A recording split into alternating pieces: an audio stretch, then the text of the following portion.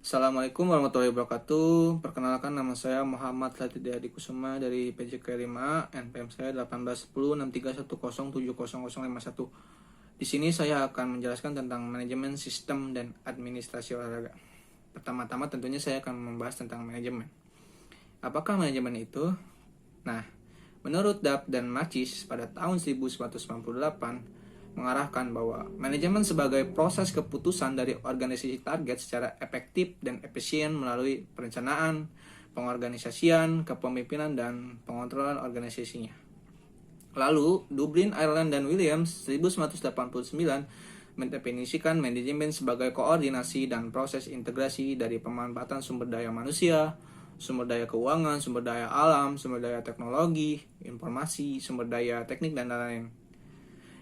Dan itu semua untuk mencapai tujuan yang spesifik melalui perencanaan, perorganisasian, kepemimpinan, pengontrolan, dan sistematika kepegawaian.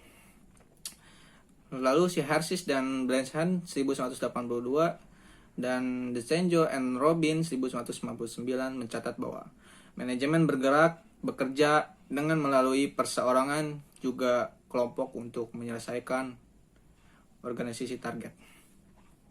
Nah, ada nih buku Educational Administration yang diterbitkan 1955 memiliki penjelasan yang panjang tentang manajemen sebagai proses mutlak melalui orang yang tepat untuk sumber daya alam yang tersedia dan dibuat seefektif mungkin untuk mencapai tujuan dari organisasi.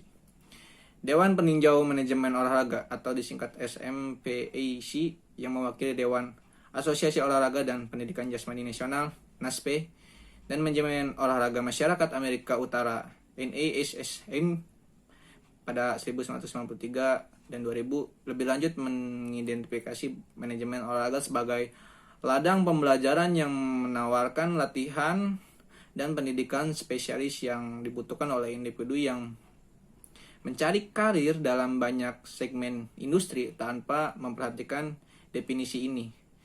Nah, si Drucker 1980 percaya bahwa manajemen dengan kompetisinya, dengan integrasinya, dan dengan penampilan akan sangat menentukan dan sangat penting dalam kita memasuki era sekarang. Jadi, manajemen dikenal sebagai proses dasar integrasi yang dirancang untuk meraih pencapaian yang teratur, terorganisasi dengan maksud tentu, dengan hasil yang sangat berarti. Istilah manajemen didapat dari kata dalam bahasa Prancis, yaitu manager. Tidak asing ya.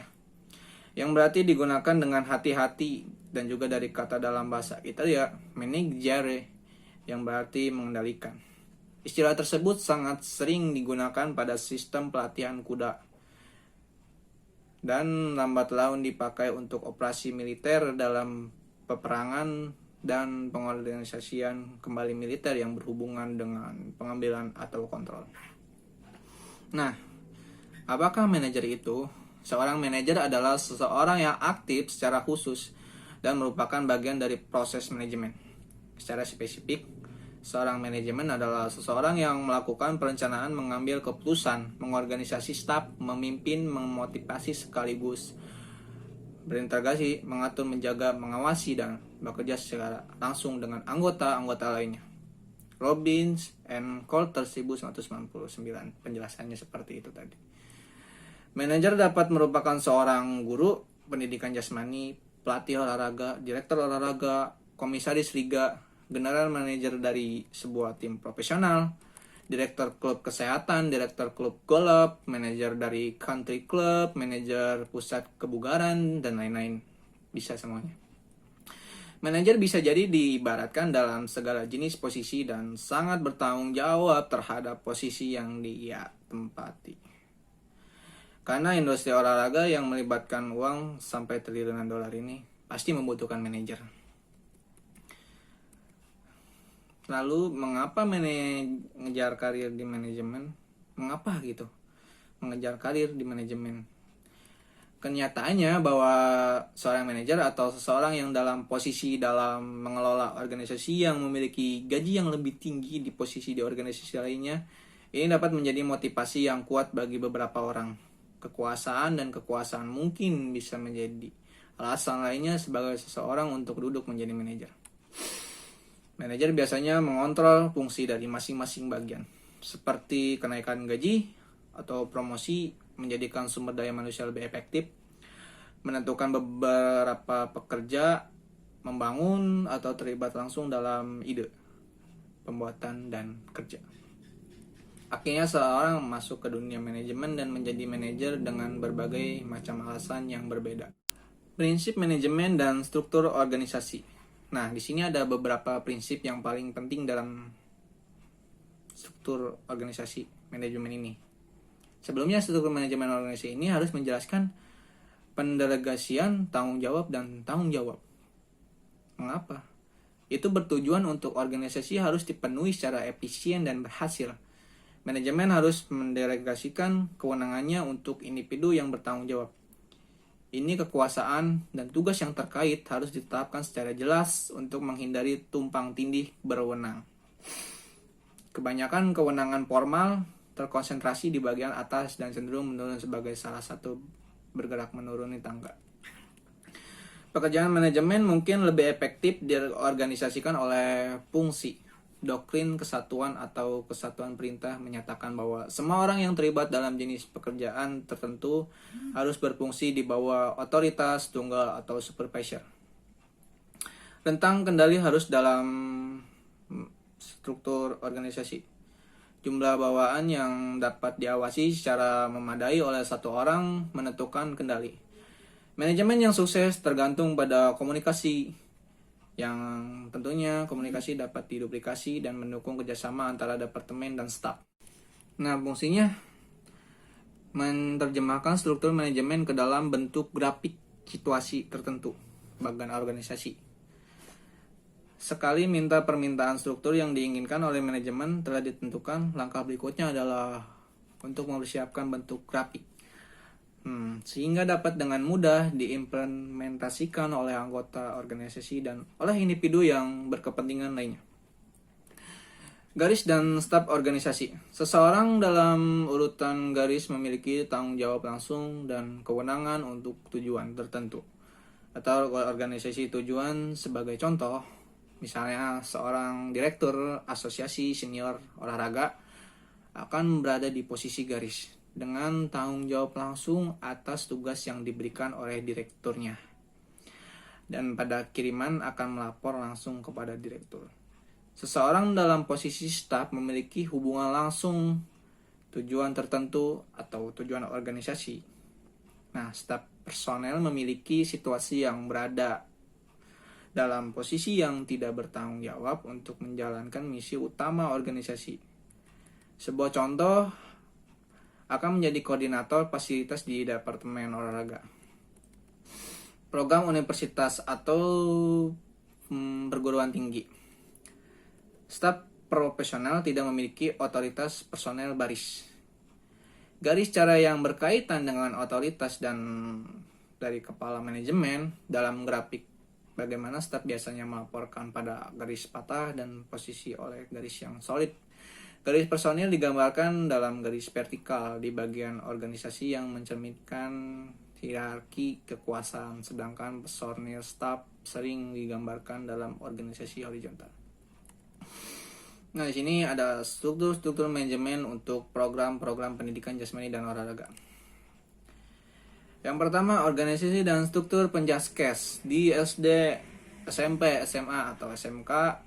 Pendidikan tingkat kabupaten adalah unit manajemen dasar untuk tingkat sekolah dasar, sekolah menengah pertama, sekolah menengah atas, atau sekolah menengah kejuruan. Dan merupakan sebuah bagian kelompok kerja yang dibangun oleh negara. USA, unit pendidikan dasar ini berjenjang dari sebuah sistem pedesaan atau guru satu siswa sampai sistem metropolitan yang melayani siswa. Sebuah sistem bisa saja hanya sebuah unit pemerintahan yang independen atau bagian dari pemerintahan pusat atau daerah atau unit administrasi daerah lainnya. Kerangka pemerintah dari sistem tersebut adalah bagian pengembangan sekolah. Pengembangan sekolah tersebut terdiri dari kepala sekolah, wakil kepala sekolah, sekretaris, dan bendahara. Kepala sekolah bekerja langsung di bawah pengawas sekolah dan bertanggung jawab sebagai penghubung pertemuan-pertemuan para pengembang sekolah, wakil kepala sekolah dalam kapasitasnya sebagai pengisi kekosongan kepala sekolah. Jadi ketika si kepala sekolahnya tidak ada di lembaga sekolah tersebut, maka wakil kepala sekolah yang menggantikannya. Pengawas sekolah. Pengawas sekolah memiliki tanggung jawab pendidikan dari pemerintah dan pembangunan sekolah. Dia akan datang ke sekolah untuk meninjau langsung apa aja sih yang terjadi di sekolah tersebut.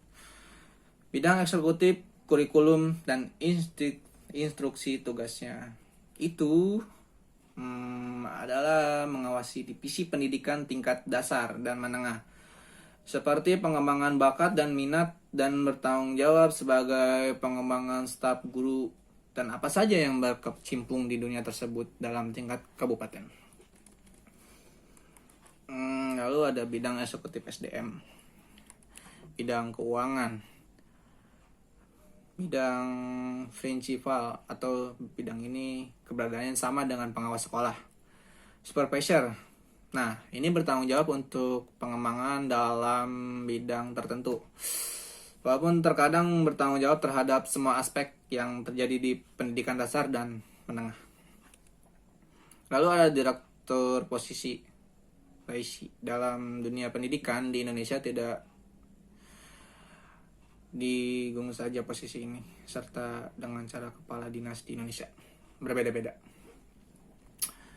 Yang terakhir ada konsultan olahraga. Pada pendidikan menengah, memberikan konsultasi pendidikan menengah dalam bidang olahraga. Eskul yang berhubungan dengan olahraga, contohnya. Struktur dan organisasi penjasket di tingkat perguruan tinggi ada 4 komponen.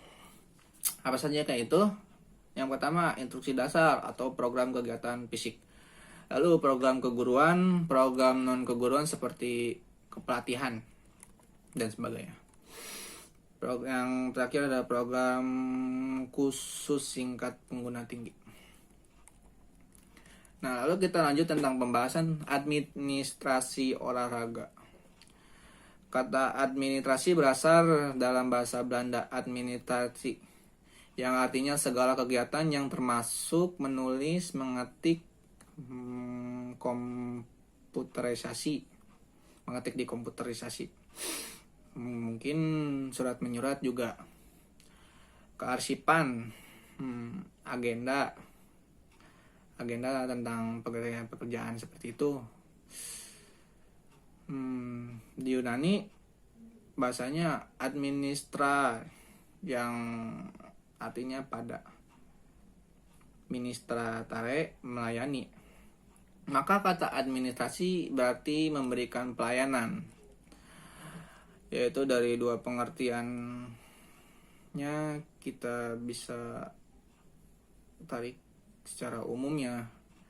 Diartikan bahwa administrasi itu sendiri mempunyai pengertian pelayanan kegiatan atau usaha kantor. Pengertian administrasi untuk dapat memberikan pemahaman tentang pengertian administrasi. Tidak lepas dari asal-usul kata administrasi itu sendiri sebagai bahasan sebelumnya, yakni kegiatan tata usaha negara. Membedakan administrasi dalam dua pengertian, yaitu kantor dan melayani. Menurut Profesor Prajudi Atmosudiojo, lembaga administrasi dalam pengertian sempit dan administrasi dalam luas. Dalam pengertian sempit di sini dimaksudkan ditinjau dari lingkup kerjanya yang sempit, yaitu hanya bersikap pada kegiatan tata usaha kantor atau office work, seperti tulis menulis, surat menyurat, termasuk menggunakan komputer, agenda, kearsipan, pembukuan, dan lain sebagainya. Sedangkan administrasi dalam pengertian luas dibedakan dalam 3 sudut, yaitu proses, fungsi atau tugas, dan keperanataannya atau institusinya. Proses ditinjau dari sudut proses, maka administrasi merupakan keseluruhan proses, mulai dari proses pemikirannya, proses perencanaannya, proses pengaturan, proses penggerakan, proses pengawasan, sampai dengan pencapaian tujuan.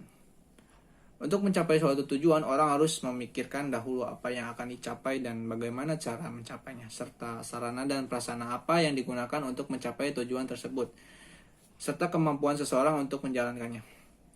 Sebagai contohnya bisa kita ambil seseorang atau si Andri atau si Bang Bang ini akan pergi ke Jakarta atau ke Bandung, ke Bali. Nah, maka orang tersebut sudah mempunyai tujuan mengapa dia ke Jakarta, ke Bali, atau ke Bandung. Nah, lalu bagaimanakah caranya si orang itu untuk ke Bali, ke Bandung, atau ke Bogor itu? Apakah menggunakan kapal? Apakah menggunakan pesawat terbang, bis, angkutan umum yang lainnya? Nah, setelah itu, tersediakah biaya untuk itu? Dan tidak kalah penting adalah, mampukah orang itu untuk mengadakan perjalanan sejauh itu? Lalu, fungsi atau tugas. Ditinjau dari sudut fungsi atau tugas, administrasi berarti keseluruhan tindakan aktivitas yang harus dilakukan oleh seseorang yang berkedudukan sebagai administrator memegang jabatan dalam manajemen suatu organisasi. Dalam setiap organisasi atau instansi sudah tentu ada orang-orang yang menjalankan administrasi. Nah, misalnya orang-orang yang tugas kepemimpinan. Nah, ini disebut pemimpin. Orang-orang yang melaksanakan tugas perencanaan disebut perencana. Orang-orang yang melaksanakan tugas pengawasan atau kontrol disebut pengawas. Lalu ada orang-orang yang mengorganisir atau disebut organisator dan lain sebagainya. Lalu di poin selanjutnya ada keperanatan atau bisa disebut institusi. Maka ditinjau dari institusi ini, administrasi adalah melihat kegiatan dalam suatu lembaga melakukan aktivitas tertentu. Misalnya satu lembaga perbankan, maka ada orang-orang yang melakukan kegiatan perbankan dalam lembaga itu. Kantor pos, tentunya maka ada orang-orang yang melakukan kegiatan pelayanan pos, surat menyurat, pengiriman barang, dan lain-lain. Kantor pajak, kantor kepolisian, KOI, kantor departemen lainnya, non-departemen dan lainnya sebagainya. Memiliki tugasnya masing-masing tentunya setiap.